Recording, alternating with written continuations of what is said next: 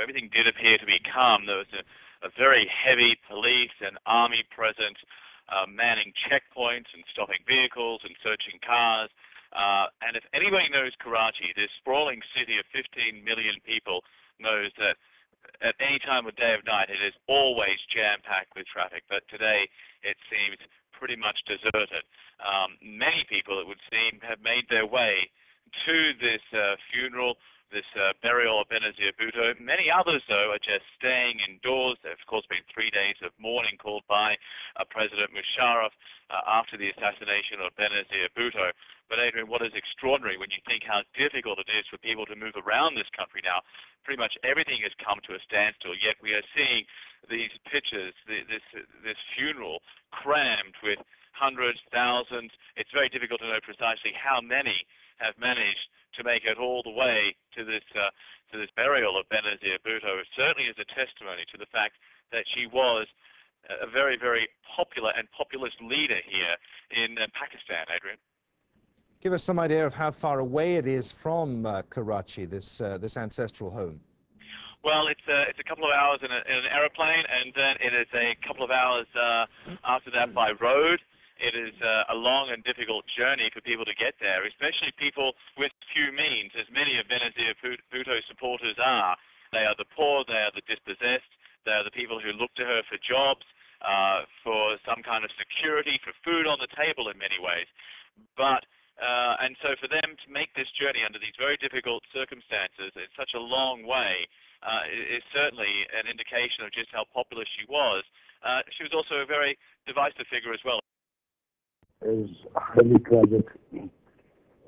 It is one of the gloomiest day in the history of Pakistan. I would say gloomiest and darkest day in the history of Pakistan. And both me and Benazir Bhutto had very grave apprehensions that the government is going to rig the elections because the King's Party doesn't have any vote bank.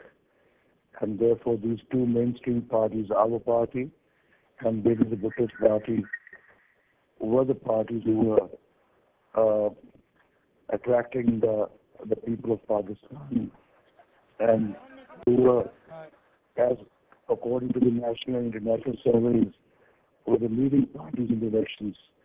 So therefore, yesterday's tragic incident has made it amply clear where the elections were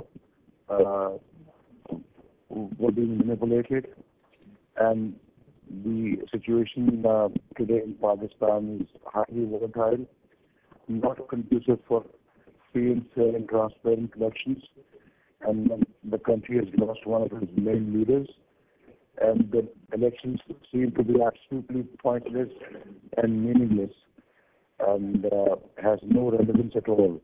So that is the main reason for boycotting these elections, which Mr. Musharraf has planned. Okay, now we have a poor telephone quality, poor telephone line, but we will continue if we may, sir. You are not going to be attending the funeral of Benazir Bhutto. Largely, this is going to be a private funeral and there are security concerns. Is that correct, sir? Yeah, there are very grave security concerns.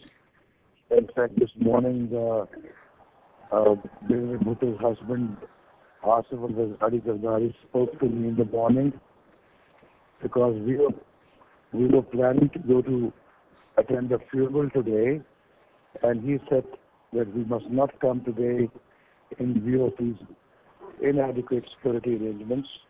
The security arrangements are far from satisfactory, and that is why he told us not to come today and come tomorrow. So we are following his advice.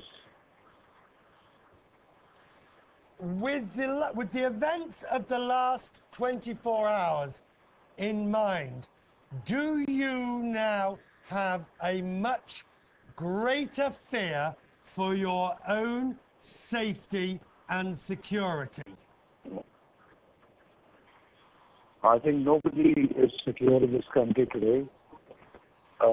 This situation persists from the last so many months, and it is right from Peshawar to Karachi, and nobody is safe and secure. And my Irani was also fired upon yesterday.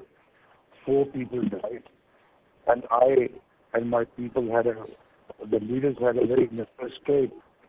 So this is a state of affairs of security in the country. There are the 2 main leaders. One had a narrow escape, as did Benazir Bhutto when she landed at Karachi a few weeks ago. And yesterday I just had a narrow escape, and the other one, Benazir Bhutto, died. So you can imagine the kind of insecurity which is prevailing in this country. And I think this is all due to the policies of Mr. Musharraf that he's pursuing.